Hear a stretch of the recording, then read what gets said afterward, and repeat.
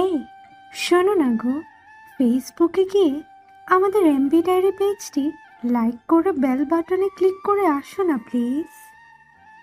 ভালো কাজের উপহার সবসময় দুনিয়ায় পাওয়া যায় না। অনেক সময় খারাপের সাথে ভালোটা হয়ে যায়, আর ভালোর সাথে খারাপটা। ব্যাপারটা ঠিক এমনই।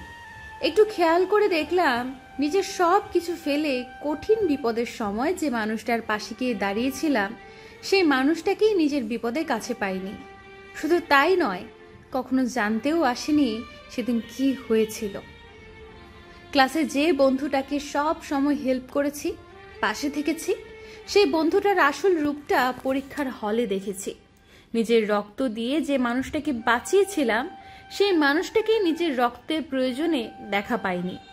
টিউশনির টাকা জমিয়ে যে প্রিয় মানুষটার জন্য উপহার কিনতাম, বার্থডে সারপ্রাইজ দিতাম, কিংবা ঘন্টার পর ঘন্টা পায়ে হেঁটে যার সাথে দেখা করতাম, সেই মানুষটাকে দেখেছি নিজের স্বার্থ ছাড়া কিছুই বুঝতো না।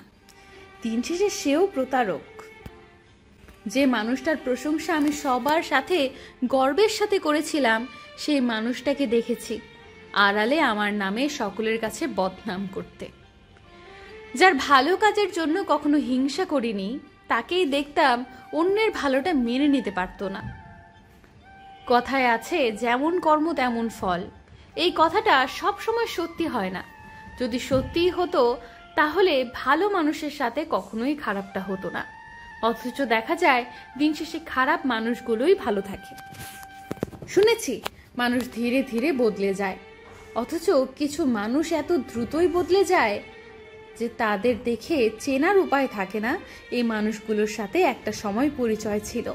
অচেনা মানুষ দেখলে ভয় করে না, কিন্তু চেনা মানুষটার রূপ অচেনা হয়ে গেলে ভীষণ ভয় হয়।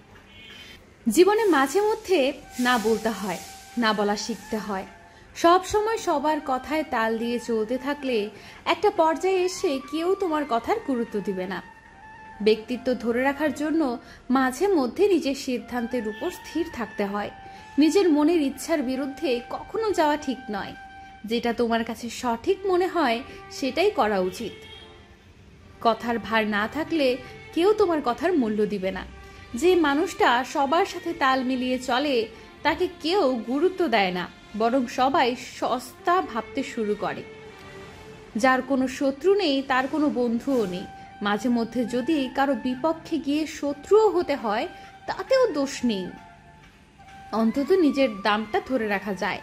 খেয়াল করলে দেখবে, যে মানুষটার কথা মতো তুমি সব সময় চলতে, কিংবা যে যা বলতো তাই করতে, সেই মানুষটাই একটা সময়ের পর তোমাকে কিচ্ছু বলতে আসবে না। কারণ সে জেনেই গেছে তোমাকে বলা না বলা সমান, সেহেতু তার কাছে তোমার কথার কোনো দাম নেই। সবচেয়ে আপন বন্ধু হোক কিংবা নিজের প্রিয় মানুষ হোক, কখনো কারোর কথার পুতুল হতে নেই। নয়তো একটা সময়ের পর দেখবে সেই আপন বন্ধু কিংবা প্রিয় মানুষটা তোমাকে সস্তা ভাবতে শুরু করেছে। সময়ের স্রোতে গা ভাসিয়ে কেউ কখনো অন্যের থেকে আলাদা হতে পারেনি।